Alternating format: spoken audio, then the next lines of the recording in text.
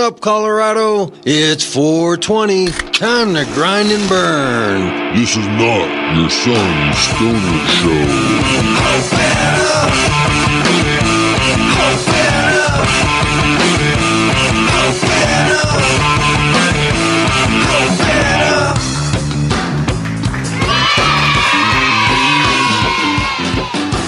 Welcome back, family, friends, fellow cannapreneurs. Welcome to the Cannabis Community Project, here for another weekly podcast from the CCP studios high up in Denver, Colorado. Here exploring the business side of this newly emerging Colorado economy, focusing on the business, the patient, the retailer, to the geek in the garage creating that next innovation. This is the first media platform to help fellow cannapreneurs just like you build sustainable businesses while living the lifestyle.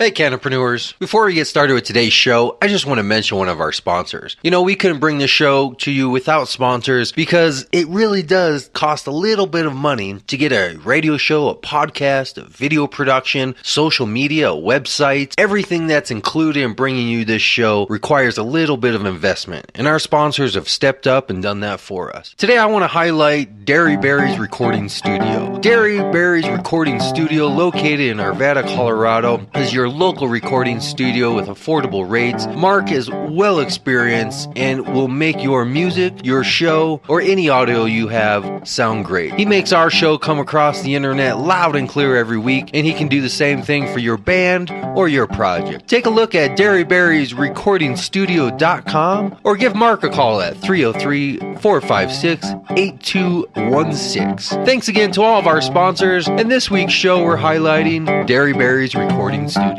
Now on to the show.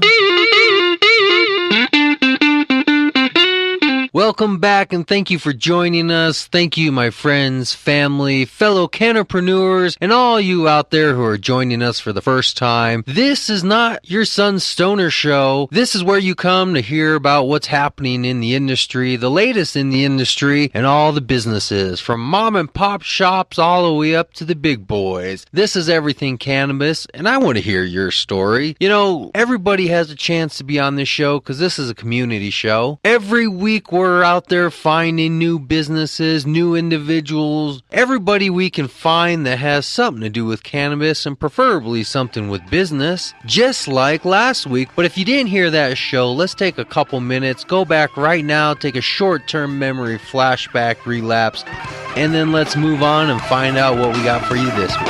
Here we go.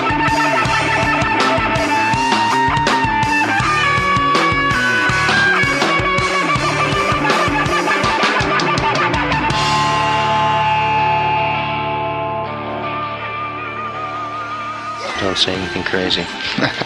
So, you're just coming back from Washington? Yeah, I've been back about 2 weeks now, 3 weeks. So we're sitting back down in the office, down at CCX. Yep, CCX World Headquarters here in Lower Highland, Denver. Soham J. Shah. So we're back here, find out your last ventures over the last month. You've been gone a while. Yeah, I was gone just over a month, like almost 5.5 weeks. It was a good time. It started out and ended with both with trade shows. Nice. So we left here. Josh and Maz got back from Washington towards the end of July, beginning of August, and they were here for maybe a couple days, and then we hit the road back out in my car up to Tacoma for CannaCon. Hitting the road like a musician on a band tour. That's what you got to do, right? Honestly, through the course of the past few months, and it was pretty long. You know, it was 4 full days of all business to business. So we were across the aisle. This was the Washington CannaCon? Yeah, CannaCon in Tacoma, Washington. I think it was the 7th through the 11th of August this year. What was that all about? Was that just a trade show? Yeah, or it was a pure business crowd that they wanted. You know, they marketed. Yeah, interacting with other businesses versus consumers. Yeah, just scrolling to see what's and happening. If we were end consumer facing, that'd be a little bit different. But it was a really good avenue for us. That's how we make it work, and we're just thrifty with how we spend our marketing money. So did you make any sales? I mean, what did this come out as a success? And what were the metrics of success? Sales or just connections? General connections and brand recognition. Really becoming and being welcomed into the Washington industry was really awesome.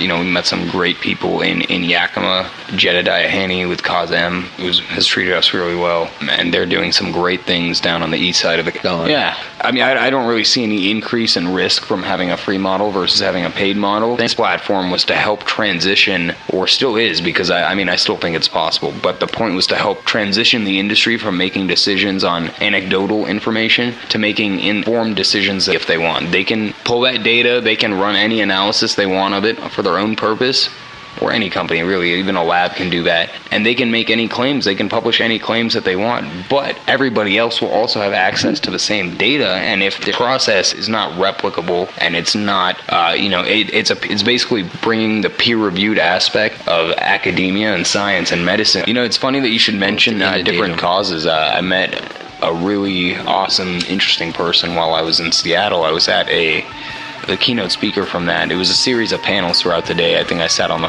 it was the very first one. It was business metrics and business intelligence. And I sat on the panel with Randy Simmons, who's the deputy director of the Washington State Liquor Control. 360 right there. I'm going to hit stop. There's nothing else to say.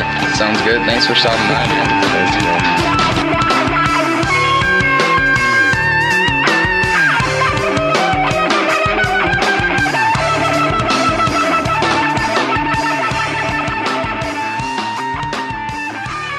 There you have it. We're not just promoting products. We're not just advertising products.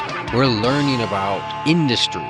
Maybe you have an industry. Maybe you have a business, a product, a service, or something else that's cannabis related and you want to get it out there on the show. Well, you can get it on this show by simply sending me an email or a contact via Facebook or any other forum where you can find us. CannabisCommunityProject.com will give you all that information. Contact me. I want to hear from you and I want to get you on the show.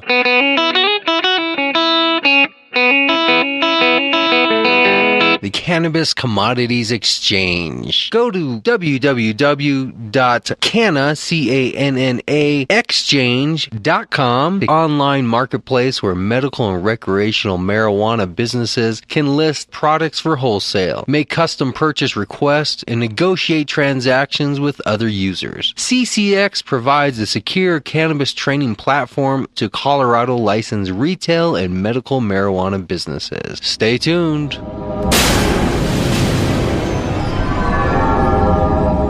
Feeling guilty about a time with cannabis? Get it off your chest and confess it on Cannafessions, your public forum to absolve your soul.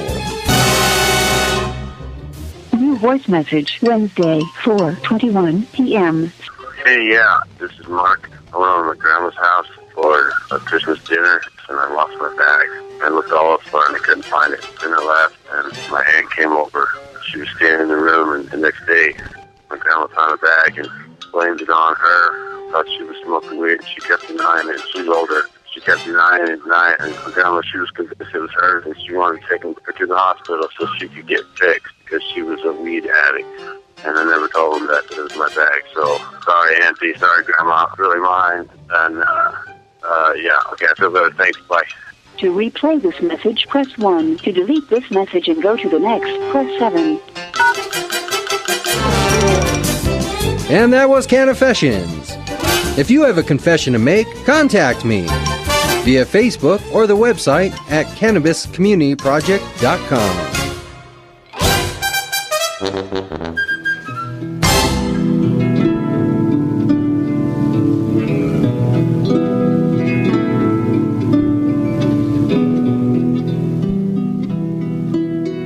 Well, my name is Alex Whiteplum. I come from South Dakota. I came up here driving uphill all the way to Denver, Colorado. It's a mile high. And I came here because I was invited to join this Hemp Awards Festival. And so I decided to come and participate just to watch, to see who's getting awards for creating, developing a new substance with hemp. Because I'm all about hemp. I started growing hemp back in the year 1998. And today I have a federal restraining order against me, so I can't touch hemp, I can't grow it, I can't sell it, I can't do anything with it.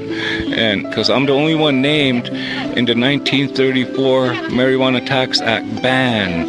No one's ever been named in it. I'm the only one, and I'm a Native American, they call us. But I'm really Lakota. What we want to do is just ease out of the poverty, slide into the middle class, and live a comfortable life. We don't want to take over everything. But our main goal in life is to protect our water. Our water is being destroyed at a rapid rate, and it's not going to do me no good to grow industrial hemp if I'm going to water it with radiated water. And so we're opposed to all form of mining, especially the uranium minings, the oil minings, the propane miners. They're ruining water, and then people in Colorado, they turn their faucet on and it lights up, and that really makes us sick. It makes us cry. Why are they doing this, and why ain't the people standing up?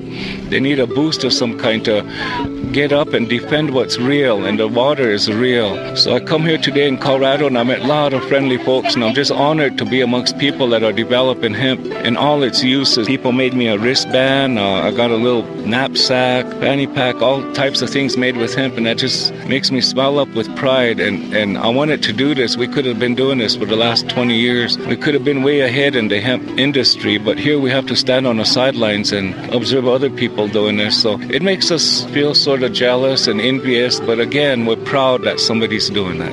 If you want to contact me, I'm real active on Facebook. I live way out in the country and there's nothing out there. My closest neighbor is 2 miles from me, so Facebook is a good outlet for me.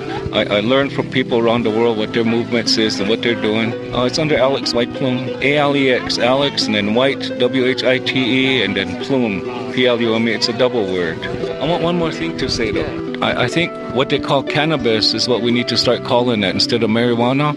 And I think there should be no limitations on who's growing this, what it's about, the levels of THC, because all the fibers, everything is just the same as hemp. There's no difference. So I just want people to start fiddling with the plant and create new medicines, new sources of clothing. So I encourage everybody to start messing and fiddling with plants, the hemp plant.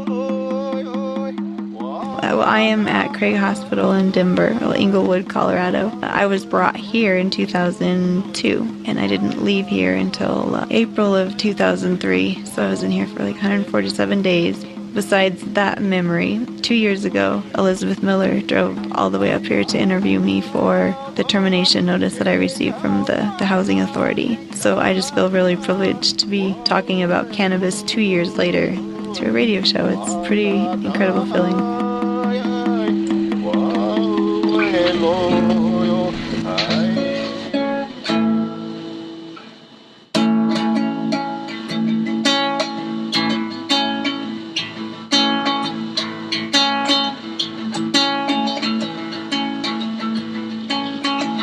I'm getting closer to the fact I've turned my back on the silly dream. I'm walking down that lonely road,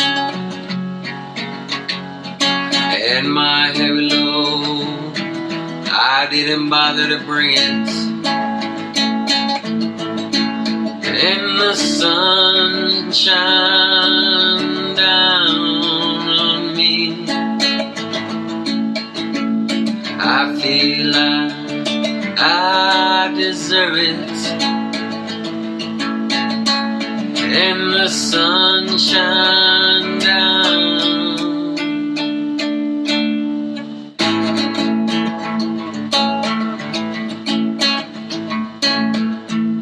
I'm hiding out where you can see. Behind the wall, in the back of the room.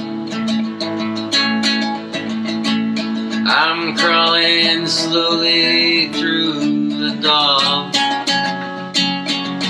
and feeling for a punchline. The sun shine down on me. I wanna feel like I deserve it. The sun shine down.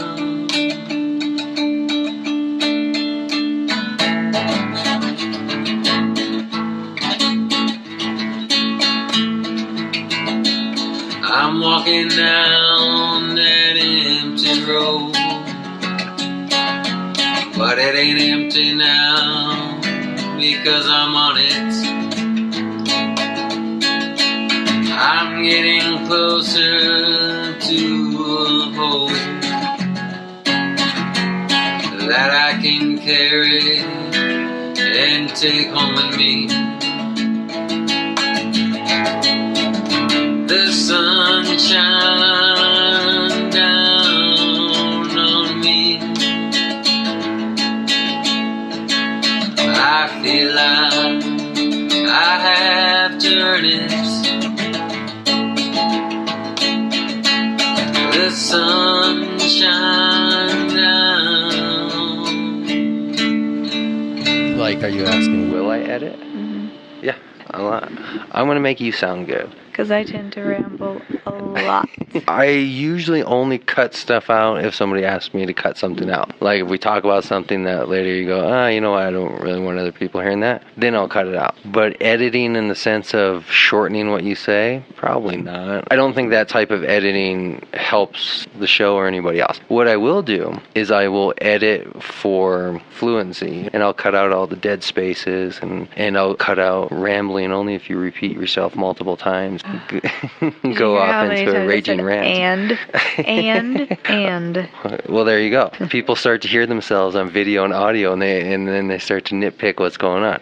That's why I do audio and not video. Because if it were video, people would just be completely neurotic and it would be craziness. So yeah, I don't want to do that.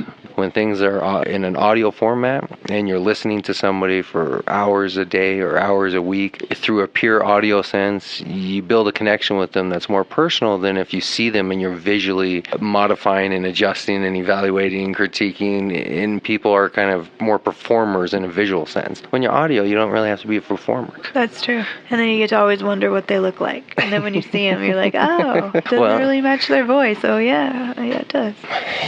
The article you sent me has your picture on it, and your Facebook has you on it, so I don't think you're hidden. I saw you in the cool, what was it, like an ATV chain wheels, the track wheels? The action track chair.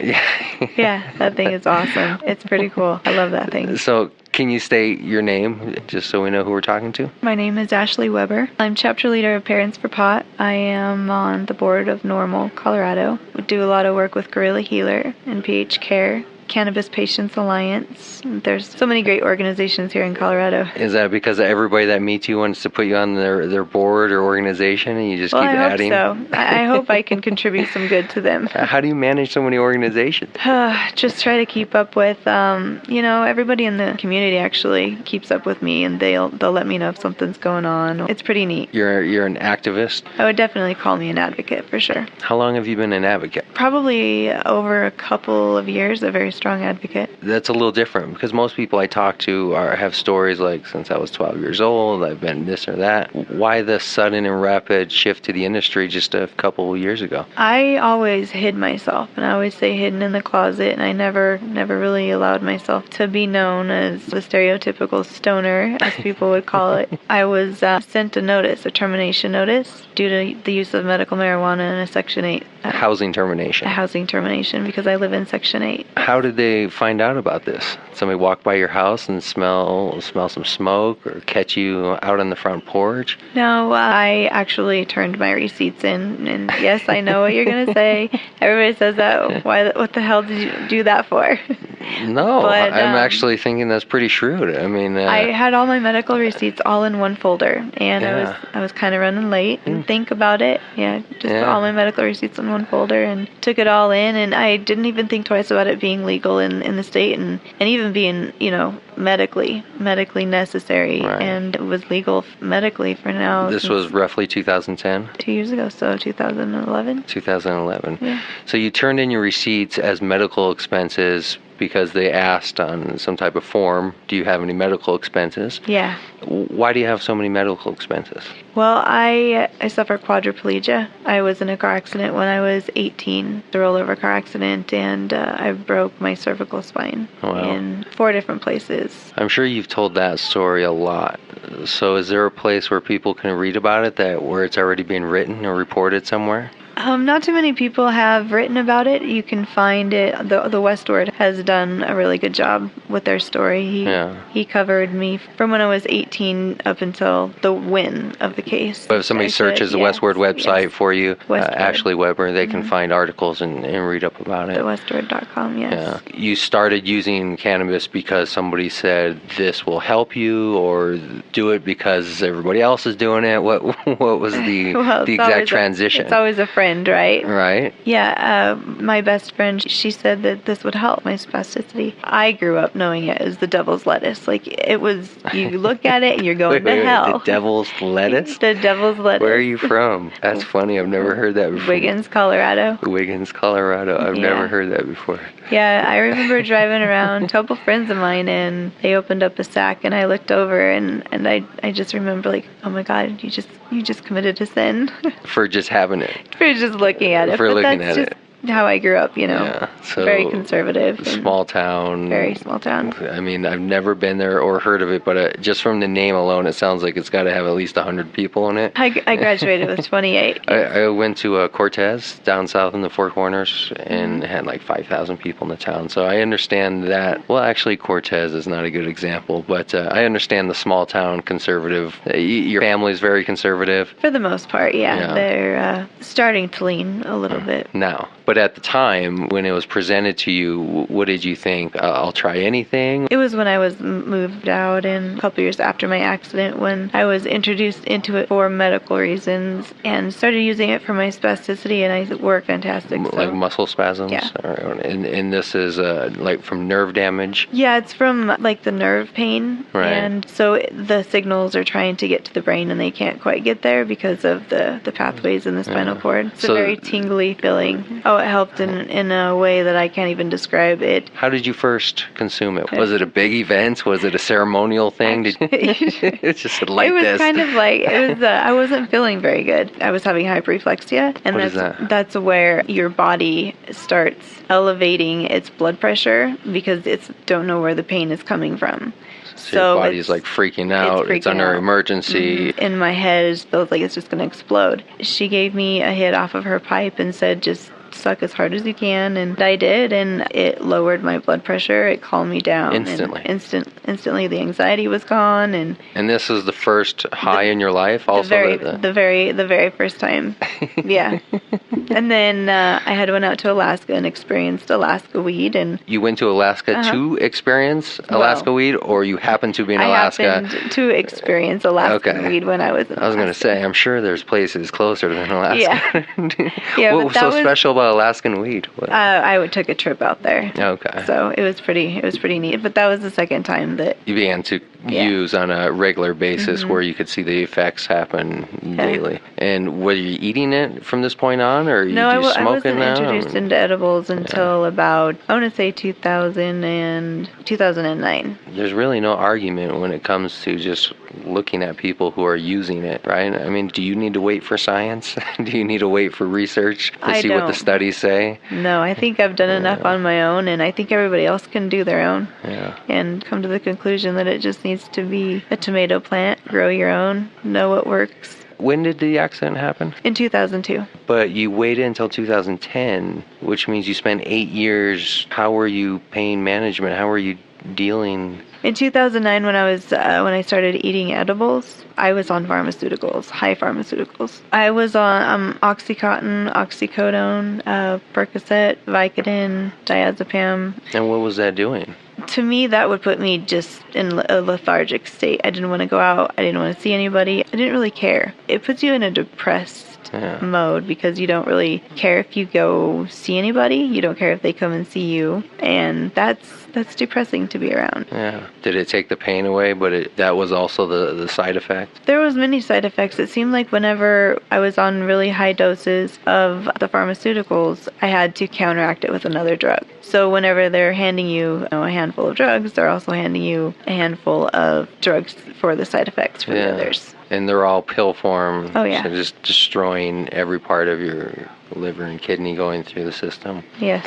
So you made a choice to stop taking those and switch? Well, if I could afford it, that would be nice, but I can't. And I What do you don't mean? afford cannabis just as a medical treatment. Because your insurance plan covers pharmaceuticals, but will not cover any type of cannabis consumption? Or If I could treat my condition just with cannabis, I could totally remove pharmaceuticals from my life. Well, how much are we talking here? I mean, what do you need to consume to counteract what pharmaceuticals do?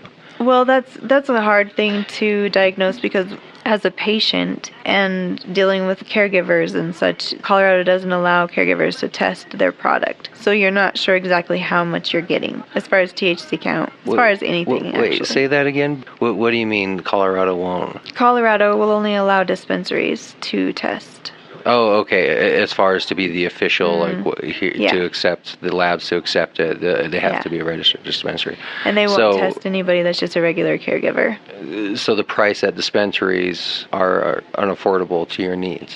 No, I live off of SSDI, so that's all I get, and I have a 5-year-old son to take care of also. So wow, this is crazy. What does your red card allow you to have? My red card allows me to get as much as I want, really. In a dispensary, you can buy up to an ounce in a dispensary at a time. But the plant count that they gave you with the red card? The plant count that I have with my red card is 6. So if I would sign that over to anybody, it's still only 6. And the doctor that I have can only prescribe up to, I believe, 28. Yes. So they're trying to cut people and their plant count down so the caregivers aren't able to grow as much. And then you're forced to go to the big companies, which you don't know. You're getting organic. You don't know pesticides that they're using. So I use a private caregiver, and he's amazing. I've got a lot of people that help me out. I give a shout out to everybody who helps me out. So you're still taking pharmaceuticals? Yeah. In large doses? No, not in large doses any longer, no. Drastically different than what you were taking? Drastically, yes.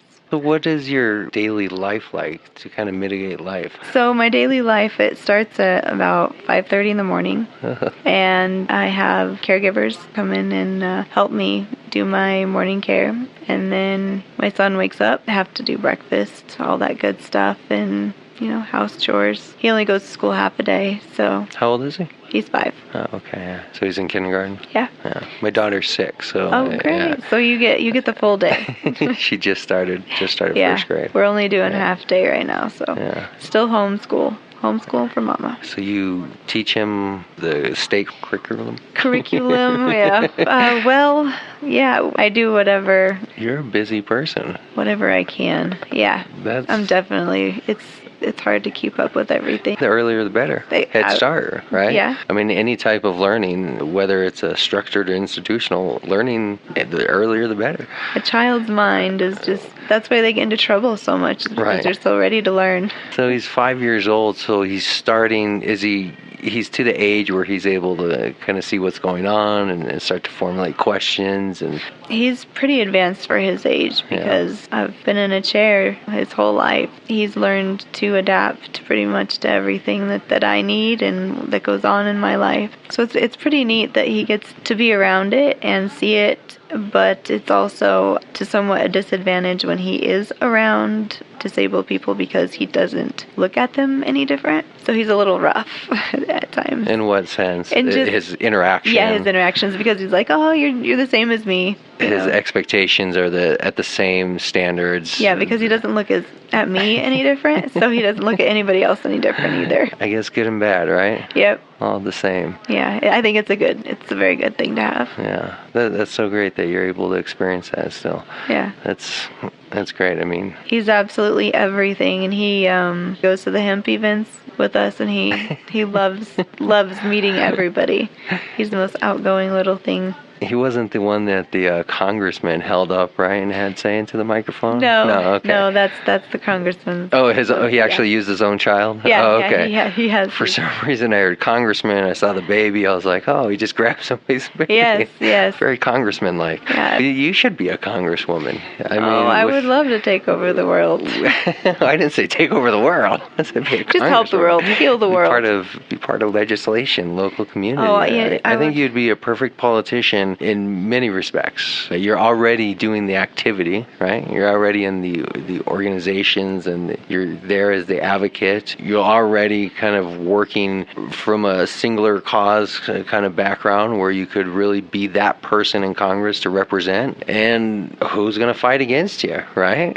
Well, it's all about education, and that's what a lot of people just don't understand. Yeah. It's the education, and I think if we do get people into politics who do understand it and the medical benefits, I mean, we can heal the world, you know. I think we should get you into Congress as a jobs program because you're already on state money, right? So we might as well just transfer that state money to a better fitted job. At this point, it's the equivalent of like somebody with a PhD working fast food. It's like, yes, you're receiving money, but you know, your skills could be better used elsewhere. So I think just out of pure public good and decency for saving our budget, we should transfer that money to Congresswoman money. I agree. I would love to do that. Well, all in time, right? All in good time. You're active and you seem to be very ambitious and have a lot of dreams still, yeah? Yes. Well, what are some of them? You want to share a few? Well, I would love to write my book. I was cleaning the other day and I went and I found my diary from my car accident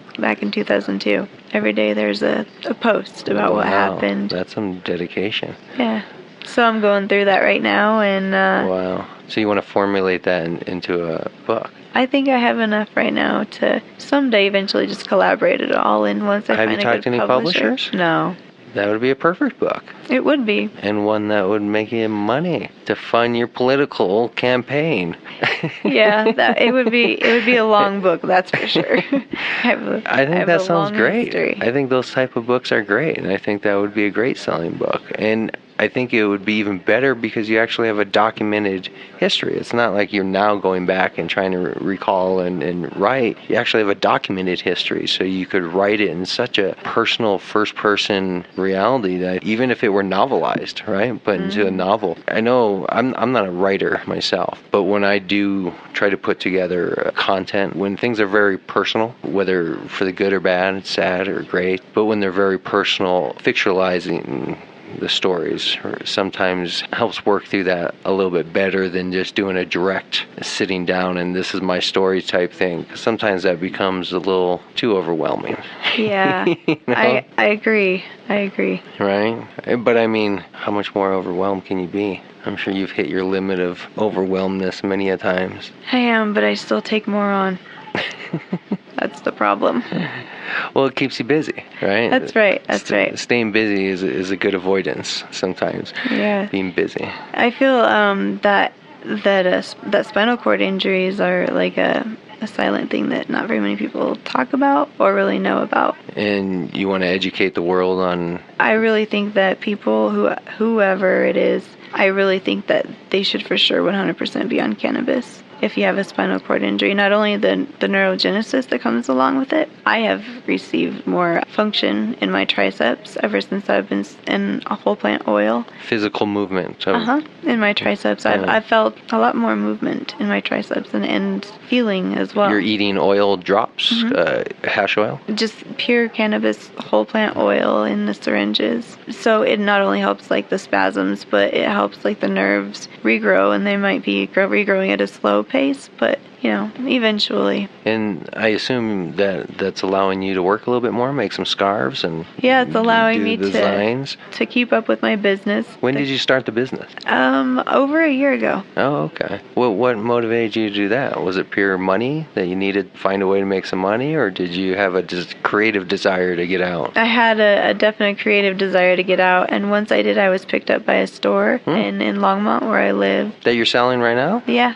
You got your name on a store shelf somewhere? I did, but I did not go through with it. I stayed, and I only made them custom ordered and donated to Relay for Life, and then we also auctioned one off for Apparel Valley and did all that good stuff. How long is it taking to make a scarf? Oh, it'll take me a whole day to make a scarf. A whole day? A whole day, I thought you were going to say something Nope, I tell my son, let's go to the park. Is that fast or slow in the knitting world? That's very slow. That's very slow. Like But knitters can just knock that stuff out. But I use my arms because I have no use of my hands, so I use my arms as the needles instead of the needles. So it stops at your wrist? And so everything is done from wrist? From wrist action, yeah. Wow. Yeah. Your brain is working in such a way differently just because of that. Every time you learn to do something different, your brain has to just keep changing where you're working. And even mental stuff, my brain has had to change. Are you exhausted? Exhausted in many ways. Yeah. I remember you just become creative in such a simple way, and you never really understand it until you're in a situation. I had dropped my brace the other day, and I had no way of picking it up. And no one was home, and I needed to work. I was like, oh, my son, he had just broken his curtain rod and pulled it down, and it was laying up against the doorway. So I was like, perfect. So I went over and I picked up the curtain hanger, and I went over and I picked up my brace, and I was like, this 99-cent curtain rod saved my day. Well, there you go. So I have it, I taped it, and I have it in my room now. So the littlest things make the biggest difference. That's the equivalent of doing like a workout. It is. So now the next day, today you're that much stronger. Mm-hmm. Creative is one of those things that comes and goes to me too, where sometimes it's just you gotta do something either with your hands or with your mind or just make something, and then you spend 48, 72 hours obsessively doing it, and then take a break for a couple weeks and That's come right. back to it. I introduced a new line this year. It's a glass ring for your scarves, so you can put like a sliding. It's like a bead, only it's made out of glass. Like what do they call them? The bolo ties? Is that what they're called? Sort of like that. Something like that. Yeah. Or as the old Boy Scout. Yeah, Boy Scout. Or the cowboy little. I was a Boy Scout, so that's how I remember doing the scarves around the neck. Yeah. So you're gonna make those also? I have a friend. She's a glass blower and she lives in Longmont, and we're gonna go in together, and I get to design them, and she gets to blow the glass, so it works out. How are you gonna design them? Like on the computer or? We're gonna pick the colors of the glass, and then what she does is she just swirls them around, and inventively somehow we're going to have a hot plate to where I'll be able to draw, and then we can put it on glass pieces. And so anybody out there with any ideas of a hot glass plate where I'm not going to burn myself, that would be awesome. I don't know, because I don't know anything about that. But what I can do is when you make this stuff, let me put them on my website and sell them for you. People, when they go to my show and listen to it, if they go to the little store section, they see your scarves and your rings and stuff, they can buy them and get you some money from cannabis at least. Yeah. Well, like I said, the cannabis community, that they have helped me so much that I haven't had to pay anything out of pocket. So many people, I don't even want to say one person's name because I don't want to forget one person. Right. But Well, I mean, just so stupid that companies just don't get it, that pragmatic economics. They could just save so much money if they just covered your purchase of cannabis, because that means you would stop purchasing $1,000 pill probably type pharmaceuticals and switch over to $5 a gram cannabis purchases. And I think that's what everybody was a little bit angry about at first, because I did have a few comments on the first article that was put out about me and my case, and the situation was by Elizabeth Miller in Boulder Weekly, and she did the first article, and I was so grateful for her. And Jeff Gard from Garden Bond in Boulder, he read the article, and he picked me up pro bono, and he took on my case. And so that's where it all started. He took it up locally, sued the look it up. He took it up. HUD or who? He called them and was seeing what the issue, I guess, was going to be to solve that. And I had thought I had solved the issue the next day after I received the termination notice, but they had to go through with protocol and do what they needed to do. So that's when I was fortunate enough to have Jeff Gard. He's a great overall person and a great lawyer. Is this the case you were saying that went to Supreme Court, or no? It didn't go. He wanted to take it to Supreme Court. I had other lawyers that I had been contacted by. They could have taken it to Supreme Court, and it could have went probably that high. But you said you set precedent here locally. So they reversed their decision and they let you keep your Section 8. Yes. Because they said it was a discretionary type option, person by person. Yeah, usually they would have a zero tolerance to a Scheduled 1 substance, and without, I guess, a recommendation is what you would call it, a reasonable recommendation. But with cannabis being legal for 11, 12 years now here in Colorado, why are we still so far behind, 13 years behind, it doesn't make any sense to me that a medical necessity, even a person who has a red card, or whether it be a veteran, and I didn't realize how many people were on Section 8 who used medical cannabis until my story broke, and I went out in public, and I had people come up to me and they're like, thank you so much. My dad could get kicked off, or my mom could get kicked off. So to me, that was worth it all. You're a hero. It was nice helping everybody else out, because if somebody else had to go through that would really suck. Why wouldn't you want to take it all away then and make it a more permanent precedent? At a higher level, you mean? Well, at a higher level, that would be great. But if you would take something, I think maybe that big, to the Supreme Court and they knock it down, that nobody would ever want to try again. I just see that with so many things happening right now, and how corrupt the government is in just the legalization and the prohibition period. It doesn't make any sense. And it's all ran by the pharmaceutical company and by the big money. So you basically won your battle here, so why take the risk of having it turned back on you from something out of your control at a federal level? If I could amend it on a local level, I could help myself and my son to make sure we have a place, and make sure that I was able to help other people. I think that qualifies you as a hero. I hope so. Yeah, you helped a whole bunch of people and yourself, and you did it by fighting against a seemingly unwinnable cause, right? Yeah. A government. I mean, maybe not the federal government, but a government. It was a year and 4 months of tiptoeing, because it was just an overwhelming feeling, and just it's a grateful feeling for everybody. Yeah. And everybody that I got to meet because of it. I wouldn't have met anybody. Yeah, I'm sure you've met a whole network of individuals now. Now you are, I guess in a bad way of saying it, you're a poster child of I guess, you would say that, I guess in the most literal sense, you're going to be put up on posters, and people are going to point to you and say, see, this is why, this is why this or why this. On both sides, people will probably point to you for better, for worse. Right? Let's hope it's all for better. Right. Like we said, that's why you should run for Congress, because who's going to fight against you, right? What's the argument? Who's going to run negative ads? Oh, man. Evil people out there. Evil. What do you never get the chance to talk about when people want to come and interview you?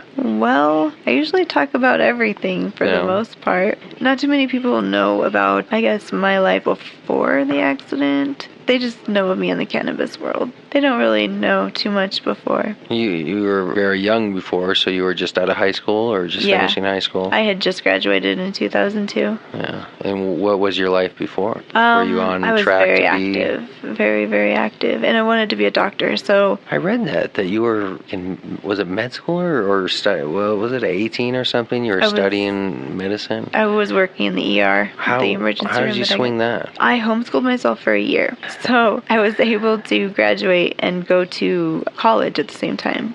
That's awesome. You're obviously then a very intelligent person and very ambitious, which probably contributes to your success today. I mean, in the recovery world of those similar to, I mean, what does the future look like and how are you compared to others? My future, I'm just going to continue on helping everybody that I do with the cannabis oil and educating the others. I really hope to learn more and be able to study and figure out what it is we can do for spinal cord injuries and what it is cannabis can do for spinal cord injuries and nerve regrowth, as well as, obviously what everybody wants to know. Why can't you be a doctor now, still? If you wanted to be then, why can't you still be now? I don't think I want to be in hospitals anymore.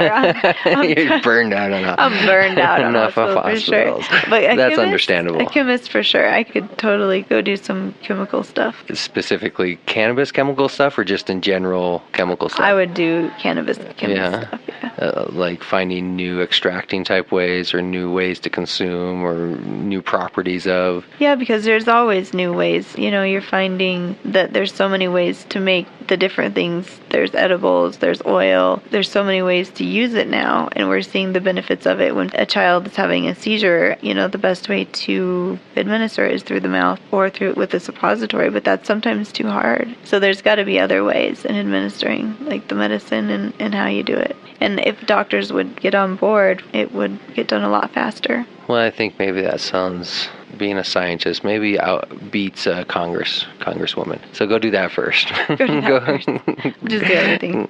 Go be a scientist first. Figure out that, and then go be a congresswoman. That's great. Follow your dreams, right? Yes. Excellent. First, the mom. That's first and foremost. So biologically, you were able to carry a full pregnancy? How? Yes. From start to finish. Wow. Amazing. It is. And it was really hard because for me, I do a lot of my own research. And whenever I found out I was going to be having a baby, I did a lot of research and there wasn't anything out there. Is there anybody else who's... There is. Actually, there was a documentary done on TLC, and it was called Paralyzed and Pregnant. So you're saying you're one of two people? No, there's definitely more, but there's no documentation of them. No, they're not writing about it. Like, why didn't anybody document your story? I don't know. I would love to have, but Paralyzed and Pregnant is a very, very good documentation. She struggled worse than I did. Every injury and every spinal cord injury is different. I have feeling in some places, and in some places I have no feeling. Touch-wise, light touch, no on my legs at all. There's no sensory there, but the deep tissue, there's a lot of sensory. And if you get in too deep, then that's where it's excruciating pain. So that's where like the nerves and the nerve damage and all that kind of, that's where the cannabis really helps. Did you suffer labor pains? I had to get an epidural and everything. Wow. So. I mean, sorry if I'm being intrusive. No, I'm just... It's I'd love to get it out there because not very many people. I mean, I think that, I know it's a personal story, but it's so fascinating to me. It is. It's very fascinating. It's amazing. It sounds like you're possibly just one of a handful of people who's actually experienced this. I mean, your son is going to be just one of a handful of people who experiences that too. You're literally in such a small statistical percentage in so many ways right now. Yeah. You're a fascinating person. I don't know why more people wouldn't want to interview you. You have a lot to offer, and just that alone of just those few events in your life. Yeah, there's many stories. Do you have your own website? I do. It's for the scarves, and it's What's the name of it? Ashley Designs LLC. .wordpress.com. And that's where you sell your stuff. It's where you look at the stuff. I haven't updated it since I don't. How would somebody buy one of your scarves after looking at it? Everybody contacts me through Facebook usually. Facebook. Okay, so they find you on Facebook, Ashley Weber.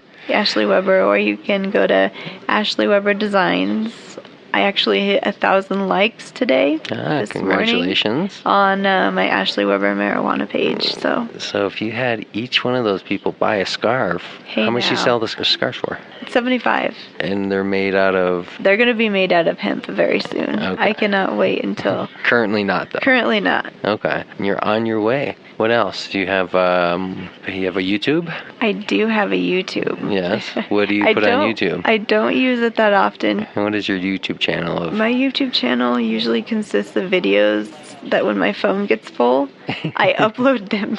Of your own videos? Yeah, so then I can delete them on my phone and have more room. But you like taking videos? And pictures. Yeah. Yeah. I do, so with graphics, I do flyers. How do you do that also? You hold it between your wrist, like a pen, or? With my phone. How do you do graphics? Oh, just my computer. With a mouse? Uh-huh, with a mouse and a laptop and all that fun stuff. And that's why you get all the tech savvy. Or you just invent your own, like the coat hanger or the curtain hanger. Can you design me a t-shirt about you and I'll sell it on my website? Can you design your own? I have a design, I just am waiting to use it. I can do that. Yeah. I can for sure do that. And when I say you design it, it could be based on you or it could be whatever you want, right? I have one in mind. Okay. Let's do that. Let's do that. I have one. I actually, the design that I'm thinking of, I did this before I even started my business. It's potential, is what it's called. The O is the wheel of a chair. And so I just think everybody has potential and everybody could use it. So. Well, there you go. You're already motivating others. What did we leave out? Oh, goodness. We're going to be throwing a Thanksgiving dinner for cannabis patients, refugees. Where at? We're not quite sure yet. We're looking for a venue. Okay. So if anybody out there, yes, see, there you go. If anybody else knows of a venue and wants to donate a venue to the cannabis refugees, we're going to be throwing. It's a non-GMO. What type of venue do you need? Just a venue for handicap accessible venue for. But as far as space. For space, I'm going to say around 75 people. Okay. But we need to stay within Denver because we have people coming from Colorado Springs and they're bringing, their children who suffer from epilepsy and cancer. And so PH Care is putting on an event and with Gorilla Healer and as well as Parents for Pot. And we're going to have a non-GMO Thanksgiving dinner. As well as, PH Care, that's kind of why we, with Parents for Pot and Gorilla Healer, everybody just kind of came together and have a PH Care because it's about patient health care. And with patient health care, not only everybody's like, oh, I'm on cannabis oil, I'm fine. I'm never going to get cancer. Or it's not just about taking cannabis oil. It's about your lifestyle. It's about eating. It's about exercising. And the food, thing is a huge issue as well. And sometimes it's not about any of that. Sometimes you just get it. And that's that. And my brother died 3.5 years ago from leukemia. Trust me, he was doing his cannabis intake. Sometimes it's just not enough. Yeah, when I was in the hospital, I was on enough stuff to kill a man that weighed 250 pounds. Or a woman. Don't want to discriminate. No, kill either one. True. But I was on that much, what do you call it? Dosage. Yeah, that's doped up on pharma. That's a lot. Yeah. I mean, that's tearing up the insides. So you still suffer extreme pain on a regular basis? When I wake up in the morning, it's definitely like at the peak. And then I, will take care of it from there with cannabis. And it's why a lot of people don't like the dabbing. They think it's, they call it the crack of pot. Everybody's afraid of the torch and everybody's afraid of glass. Yeah. But for me in the morning when I wake up, it's a big concentrated dose. So I don't have to sit there and smoke 2-3 bowls. Right. And it takes, the edibles way too long to kick in. Well, too long to kick in. And edibles don't always sit well in stomachs, and once they're in the bloodstream, it affects you differently. Yeah. I forget what the exact chemical is, but once edibles pass through your liver, it creates a whole different chemical, which is completely different in a psychoactive way than smoking it. Yeah. And a lot of people are just sensitive to things being in their body. But when you eat a high dose of edibles, you get a little panicky sometimes. All right, here's a piece of advice. Always carry around a CBD pill. a CBD pill to immediately counteract it. Yep, if you're ever feeling too stoned. Like a cyanide pill. That's what I wanted to write the lady who break the bottle. The New York Times lady. Right. Who ate the whole cookie, and she wrote about it, or was it a brownie? There's a few stories like that. Yeah, she came to Colorado, and I just wanted to write her and be like, next time, always carry CBD pills in your purse. And that's good advice. I never thought of that. But also, who just novicely comes and eats a whole anything, not really being a user, and just sits down and chows down on a full cookie or brownie? I have little sympathy, and I'm a little bit annoyed by that type of activity. Oh, I know.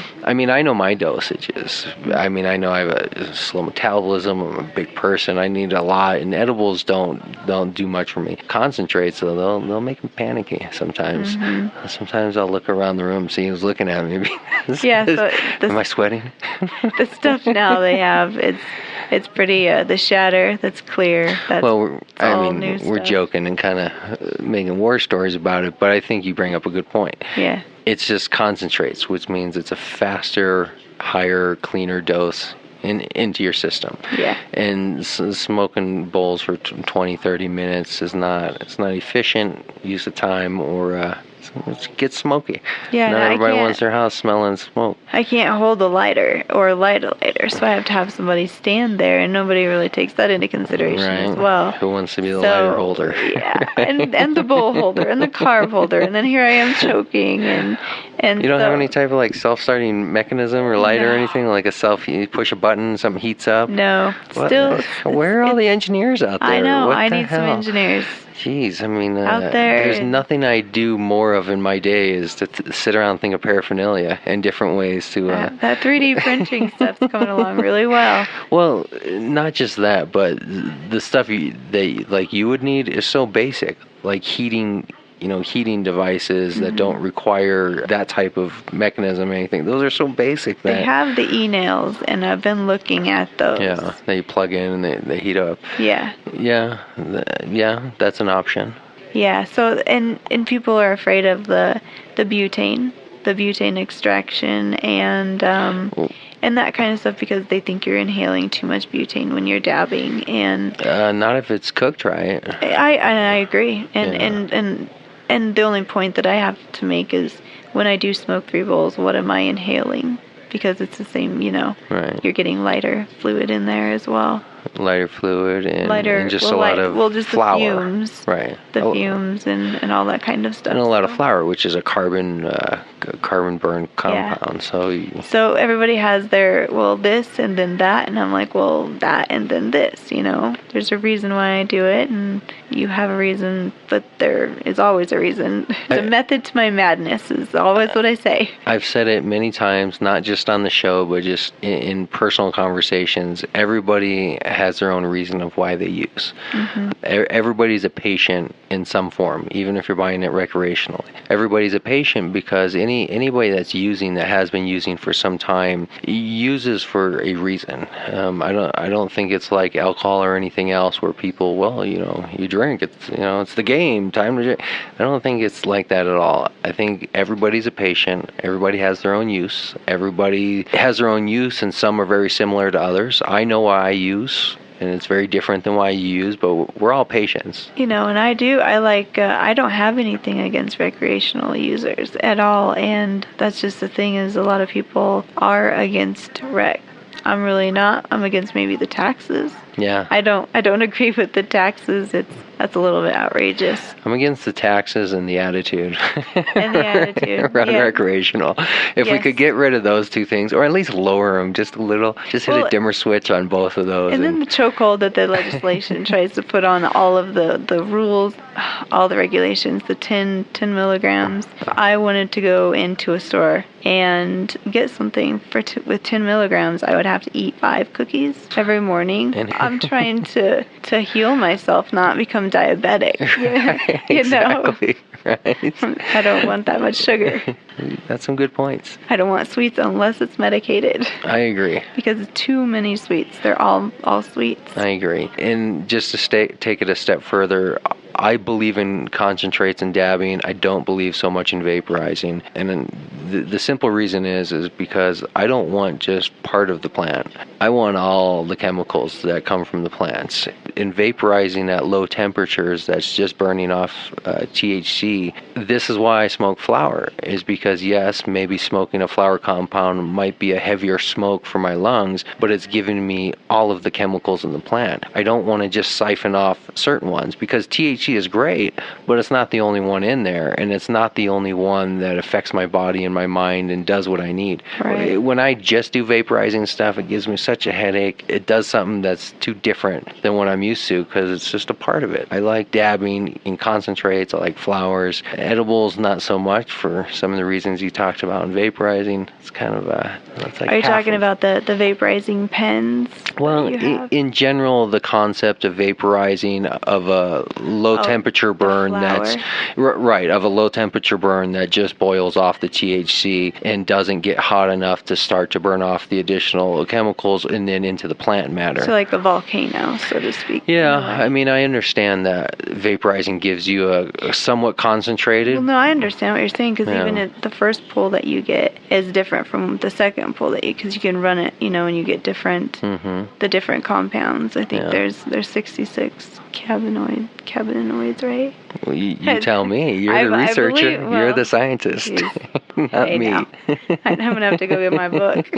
I am just a podcaster. I just got questions. I don't have any answers. That's all I got. Oh, I wish I had all the answers. Doesn't everybody? I think if you keep talking and people hearing from you, you'll come up with a lot of answers. I think we should keep talking. Not tonight, but you've been great. I appreciate it. Yes. Thank you for staying out so late. Oh, yeah. Well, thank you for coming here. I hope it doesn't make you get up No, I late get to sleep or in tomorrow. Yeah, tomorrow's my last day here, so. Last day here? Yeah, at Craig Hospital. And then where?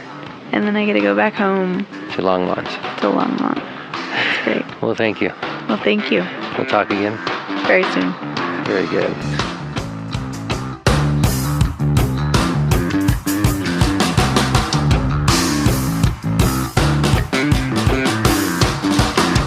Thanks for listening to this week's show. Make sure to come back next week. We're going to have more guests lined up, speaking with dispensary owners, growers, business owners. Make sure to follow us on all of the social media, Facebook, Google+.